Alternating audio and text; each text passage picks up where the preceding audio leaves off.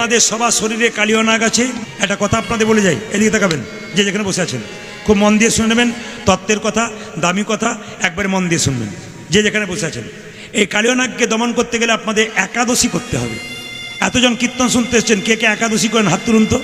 একাদশী যারা করেন না তাদের জন্য বলিনি, যারা করেন তাদের জন্য বলিনি, সবার জন্য বললাম।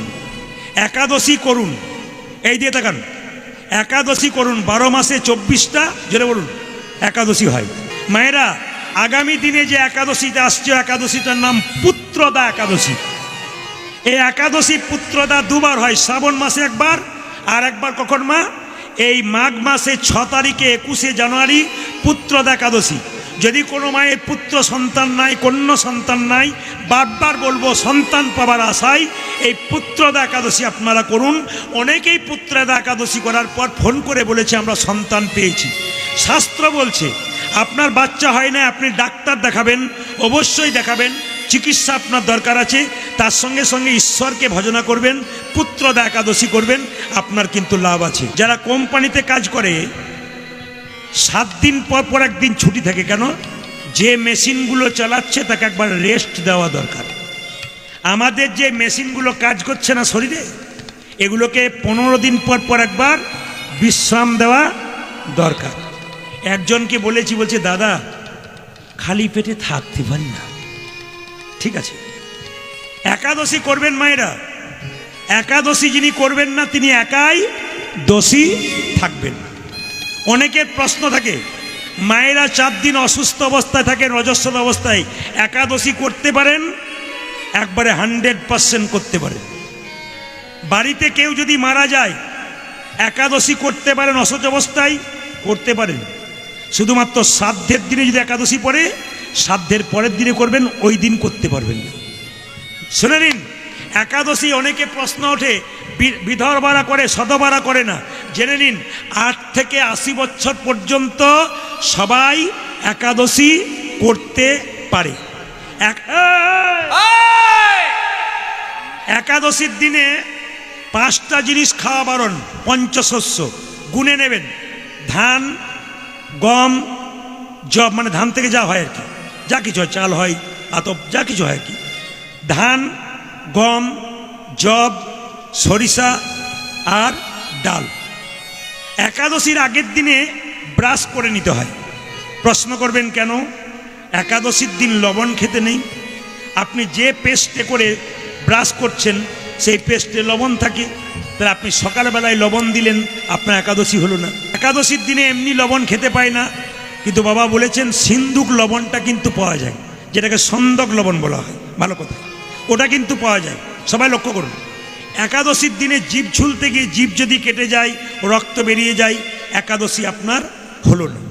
তবে মায়েরা বলছে একাদশী নির্জলা করলে উত্তম একাদশী। যদি কেউ নির্জলা করতে পারেন তিনি উত্তম একাদশী করছেন। আর যদি কেউ মনে করেন আমি খালি পেটে থাকতে পারবো না, উপায় বেঁধে দিয়েছে, তুমি এক কাজ করো, ফল খাও, ফল খাও, অসুবিধা নেই। যদি মনে করেন যে ফল খেলে আমার গ্যাস হয়, অসুবিধা হবে, কিছু একটা খেতে হবে, তবে 3য় নম্বরে বলল কি, একটা সবজি করো, কাঁচা পেঁপে, কাঁচা কলা, কুমড়ো, আলু, এই যে একটা সবজি করুন। কিন্তু এতে তেল দেবেন কি? সূর্যমুখী তেল দিতে পারেন, ঘি দিতে পারেন, সরিষার তেল মাখতে পাবেন না, সরিষার তেল খেতে পাবেন না।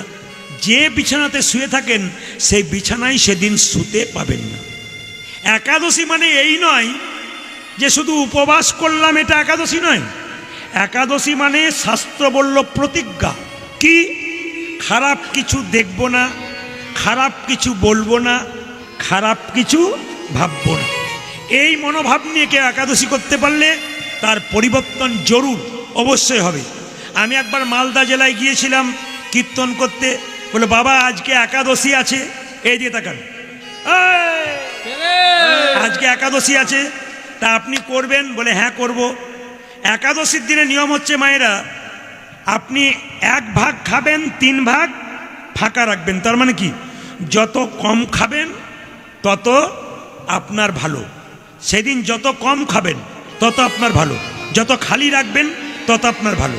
এইবার বলে রাখি, আমাকে দিয়েছে কি শুনে রাখুন, মালদাতে গিয়েছে, কি দিয়েছে শুনুন। 3 রকমের পায়েস দিয়েছে, দুধের পায়েস, 7-8 রকমের ফল দিয়েছে, তারপর দু গ্লাস দুধ দিয়েছে, 2-3 রকমের সবজি দিয়েছে। আমি মনে মনে ভাবলাম এরকম যদি হয় সেবা, তা একাদশী আমি প্রতিদিন করব। ওটা উত্তম একাদশী নয়, মধ্যম একাদশী নয়, ওটার নাম ধমাধম একাদশী। এই জন্যে আপনারা উত্তম একাদশী করবেন, মধ্যম একাদশী করবেন না, করবেন ধমাধম একাদশী কেউ করবেন না। যত কম খাবেন তত আপনার ভালো। আবার দেখবেন, কিছু মনে করবেন না, একাদশী আমাদের দিকে করলে 2-4 জন বলে, মানে একাদশী করলে কাউকে বলতে নাই, বরং এইটা বলতে হয়, মা আমি করেছি তুমিও করো, এটা বোঝাতে হয়। কিন্তু আমাদের ওখানে একাদশীর দিনে দেখবেন যে কোনো দিন বাইরে বেরোয় না, সে দিব্যি বসে আছে, লোকে জিজ্ঞেস করছে, দিদি আজ তুমি বাইরে বসে? ওই যে আজ আমার একাদশী, মানে ওটা জানাবার জন্য আর কি। আজ আমার ছেলে বাজারে গেছে, কোনো ফল টল কিছু জানে নাই, তার মানে খাবে আর কি। খাবার চিন্তা করলে হবে না, কি বলছেন? একাদশীর দিনে খাবার চিন্তা করলে হবে না। তাই সবার কাছে নিবেদন রইল, মায়েরা নিজের কালিয়ানাগকে দমন করতে গেলে কিছু কিছু উপবাস আপনাদের করতে হয়। উপমানে কি নিকটে, বাস মানে কি না অবস্থা। চাইতে দুঃখের ব্যাপার, সবাইকে প্রণাম করতে পারি, বাবা মায়ের বেলায় আমরা করতে পারি না। যে যেখানে বসে আছেন মন দিয়ে শুনবেন। যিনি অনুকূল ঠাকুর, তিনি মায়ের কাছে দীক্ষা নিয়েছিলেন। শুনলে চমকে যাবেন, তিনি বাবা মাকে হৃদয় মাঝে রেখেছিলেন। যত মহাপুরুষ পৃথিবীতে বড় হয়েছে সব কিন্তু বাবা মাকে হৃদয়ে রেখে বড় হয়েছে। বাবা মাকে যিনি সম্মান দিতে পেরেছেন তিনি বড় হয়েছেন। আর যদি সম্মান না দিয়ে কেউ বড় হয়েছেন, তবে ঝরে পড়ার টাইমটা তার খুব তাড়াতাড়ি হয়ে গেছে। এই জন্য আপনাদের কাছে নিবেদন রইল, মহাপ্রভু যখন গোষ্ঠে যেতেন, তখন গোষ্ঠে যাওয়ার পর মহাপ্রভু যখন খেলা করতেন, খেলা করতে ভক্তদের সঙ্গে আনন্দ করতেন, হরিনাম করতেন, বাড়ি যখন সন্ধ্যাবেলায় ফিরতেন সবসময় সচিমাতাকে প্রণাম করতেন। ঘর থেকে বেরোনোর সময়, ঘর থেকে ঢোকার সময় ভগবান হয়ে জগৎকে শিক্ষা দিলেন, মাকে প্রণাম করতে হয়, বাবাকে প্রণাম করতে হয়, জীবন সুন্দর হয়। সবচাইতে লজ্জার ব্যাপার, আমাদের ওই জায়গাতে আমরা দুর্বল হয়ে গেছি। তাই বারবার সবার কাছে বলবো, বাবা মায়ের আশীর্বাদ ছাড়া পৃথিবীতে বড় হবার কোনো কারণ নেই। প্রণাম আপনারা করছেন, কিছু মনে করবেন না, প্রণামের নিয়ম তো আপনাদের জানিয়ে দিয়েছি। ভগবানের মন্দিরে প্রণাম করবেন সবসময় ভগবানকে বাঁ দিকে রেখে, দেবদেবীকে ডান দিকে রেখে। সবাই শুনবেন, দেবদেবীকে ডান দিকে রেখে, আর সাধুগুরু বৈষ্ণবকে সামনে, মা বাবাকে সামনে। প্রণামটা এরকম হলে ভালো হয়। কেন? এরকম করে প্রণাম করলে আপনার ডান হাতটা ওনার ডান পায়ে পড়বে, আপনার বাঁ হাতটা ওনার বাঁ পায়ে পড়বে। এই জন্য প্রণাম কিন্তু এমন হওয়া দরকার, আপনার ডান হাত ওনার ডান পায়ে পড়বে, আপনার বাঁ হাত ওনার বাঁ পায়ে পড়বে। এরকম প্রণাম করলে কি হয় মা? আপনার ডান হাতটা ওনার বাঁ পায়ে, বাঁ হাতটা ওনার ডান পায়ে পড়ে যায়। এই জন্য এরকম করে প্রণাম করবেন, বাঁ হাতটা নিচে, ডান হাতটা উপরে, দেখবেন প্রণাম ঠিক হবে। কৃষ্ণ এরকম করে দাঁড়িয়ে আছে, লোকে বলছে কৃষ্ণ তুমি বাঁকা, বলে আমি বাঁকা নয়, তোরা বোকা। বলে কেন? প্রণাম উল্টো করবি, তাই আমি উল্টে দিয়ে আগে থেকে বসে আছি। ভগবান এই জন্য মাঝে মাঝে পাটাকে বেঁকিয়ে দিয়ে বসে আছে। আপনাদের কাছে নিবেদন, মায়েরা কিন্তু মন্দিরে কোনোদিন যে কোনো জায়গাতে লম্বা হয়ে প্রণাম করতে পারবেন না। আপনার সাষ্টাঙ্গে প্রণাম করতে পারবেন না, পুরুষ মানুষ পারবে। তার অনেক কারণ আমি ব্যাখ্যা দিয়ে দিয়েছি, আপনারা শুনেছেন। তবে একটা তত্ত্বের কথা আপনাদের বলি, পায়ে কেন প্রণাম করব? মাথাতে করলে হয় না, পিঠে করলে হয় না, আমরা পায়ে কেন করব? শুনে নিন, আপনার পায়ে কেন প্রণাম করব? মায়ের পেটে যখন বাচ্চা থাকে 10 মাস 10 দিন, কিছু মনে করবেন না, আপনারাই বলুন, বাচ্চাটার মাথাটা নিচের দিকে থাকে না উপর দিকে থাকে? জোরে বলবেন, যে ঘুমাচ্ছে সে বলুন। কোথায় থাকে? নিচের দিকে না উপর দিকে? পা থাকে উপর দিকে, মাথা থাকে নিচের দিকে। তাহলে ভগবান 7 মাস বয়সে আমাদের দেখা দেয়, ওই জন্য 7 মাস বয়সে আপনারা সাধ খাওয়াতে যান। এবার বলুন তো মায়েরা, কৃষ্ণের পাগুলো যদি উপর দিকে, আমাদের পাগুলো যদি মায়ের পেটে উপর দিকে আর মাথাটা নিচের দিকে, কৃষ্ণ যদি আসে বসবে কোথায়? কোথায় বসবে? পায়ের নিচে, পায়ে বসবে না মাথাতে বসবে? বসবে পায়ে। তার প্রমাণ কি? ভগবানের বসার জায়গা পদ্মাসন, মানে পদ্মের মতো রং, সেই পদ্মের মধ্যে ভগবান বসেন। ছেলে কালো হোক আর পরিষ্কার হোক, পায়ের রংটা কেমন হয়? হলুদ রঙের না নীল রঙের? লাল। কেন? ভগবান পদ্মাসনে বসছিলেন, পায়ের মধ্যে বসছিলেন, পায়ের রংটা লাল হয়ে গেছে। ভগবান যেহেতু পায়ের মধ্যে বসেন, ওই জন্য আমরা পায়েতেই প্রণাম করি। অনেকে দেখবি নিরামিষ আমিষের ব্যাপার একটু ঝগড়া করে, ছেলেকে বোঝায়, অনেকে বোঝায় পাড়ার মেয়েরা, তো ছেলেকে নিরামিষ খাওয়াস না, দেখবি ব্রেনটা দুর্বল হয়ে যাবে, পড়াশোনায় ভালো হবে না। ওই সমস্ত লোকগুলোকে বুঝিয়ে দেবেন, যিনি সচিন টেন্ডুলকরের ওপরে গেলেন তার নাম কি? বিরাট কোহলি। একবার তাকিয়ে দেখবেন, তার চরিত্র ঘেঁটে দেখবেন, জীবনে কোনোদিন আমিষ খায় নাই, ব্যাটে 6-এর পর 6 মারছে। আমি আপনি পারছি না, কি করে নিরামিষ করে পারলো? যিনি আমাদের রোহিত শর্মা, যিনি আমাদের ক্যাপ্টেন, তাকে একবার দেখবেন ভালো করে, কোনোদিন আমিষ খায় না। বিখ্যাত বিজ্ঞানী আইনস্টাইন, তিনি বিখ্যাত বিজ্ঞানী ছিলেন। সেই বিখ্যাত বিজ্ঞানী কোনোদিন আমিষ খায় নাই, নিরামিষ খেয়েছে। আইজাক নিউটন এত বড় বিজ্ঞানী, তিনি ভগবানকে বিশ্বাস করেছেন। যারা এখানে কীর্তন শুনতে গেছেন, অ্যাপেলো চেন্নাই যদি চিকিৎসা করাতে যান, সব ডাক্তারবাবুর টেবিলগুলোতে তাকিয়ে দেখবেন শ্রীকৃষ্ণের ছবি। যে ধর্মের ডাক্তার, তার সেই ধর্মের ছবি সেখানে আছে। লন্ডন ফেরত, আমেরিকা ফেরত হলে কি হবে? বিশ্বাস করে নিয়েছে ভগবান ছাড়া কোনো পথ নাই। তাই আপনাদের কাছে নিবেদন রইল, শিক্ষার কোনো ব্যাপার নাই, শিক্ষাতে কোনোদিন ভগবান পাওয়া যায় না। মনে কেন করো বিদ্যার গৌরব, স্মৃতিশাস্ত্র ব্যাকরণ নানা ভাষা আলোচন, বৃদ্ধি করি যশের সৌরভ। কিন্তু দেখো চিন্তা করি, যদি না ভজিলে হরি, বিদ্যা তব কেবল রৌরব। বিদ্যা তব কেবল রৌরব। বিদ্যা শুধু রৌরব ছাড়া কিছু নয়। আমি এমএ পাস, বিএ পাস, হাত তুলব না। যারা হাত তোলে তারা বোকা হয়ে গেছে, এইটাই সবচাইতে দুঃখের ব্যাপার। তবে আপনাদেরকে বলে যাই, যে যেখানে বসে আছেন, আপনাদের এই আপনাদের বলরামপুরে গান করলাম, একটা জিনিস দেখতে পেলাম না, বলবো না, বাদ দিয়ে দেবো। আপনাদের এখানে কোনো মাতাল নাই না। তা আমি তো সিগন্যাল পেয়েছি বলেই বললাম, নইলে কি বলি, অত বোকা আমি নই। এই দিকে তাকাবেন, এই দিকে মায়েরা, মদ যারা খায়, হরিবাসরে যারা আসে, তাদের জন্যে বলে যায়, যে খেয়েছো সে আমার, যে খেয়েছে সে নিজে বলেছে এখানে মাতাল নাই, ও তখন বলছে মানে উনি নিজেই বলছেন আমি। আচ্ছা, খুব ধন্যবাদ। বাঁকুড়াতে 12 গ্রামে গান করছিলাম, ওখানে কিন্তু সবাই খাইনি, খুব ভক্ত আছে, কিন্তু দু একজন আমি যেই না বলেছি এরকম বলেছে আমি। আবার কালকে যেখানে বলেছিলাম কাশীপুরে অনুকূল ঠাকুর আশ্রমে, আমি যখন আপনাদের রাস্তা খুঁজে পাচ্ছিলাম না এখানে আসবার জন্য, রাস্তায় জিজ্ঞেস করছি, তখন একজন আমাকে ফোন করছে, প্রদীপ বাবু আপনার আজকে আমি গান শুনতে গেছিলাম, মাতাল সম্বন্ধে বললেন, সব ভালো বললেন, কিন্তু যারা বিড়ি খায়, সিগারেট খায়, তাদের বললেন না কেন? আমি তখন বললাম, যাক পার্টি আমি পেয়ে গেছি। বললাম পরে কথা বলবো, তোমার ভালো লেগেছে, সব ভালো লেগেছে, কিন্তু ওদের জন্য বলবেন। বলি আপনাদের, মাতালকে আমি সম্মান দিই কয়েকটা কারণে। প্রথম কারণ কি? আলু পেঁয়াজের দাম বেড়েছে বলে রাস্তায় ধর্মঘট চলে, দাম কমাতে হবে, কমাতে হবে। মদের দাম দিনের পর দিন বাড়ছে, কোনো ধর্মঘট না। জোরে বলুন হ্যাঁ না না। এই জন্যে ভালোবাসি।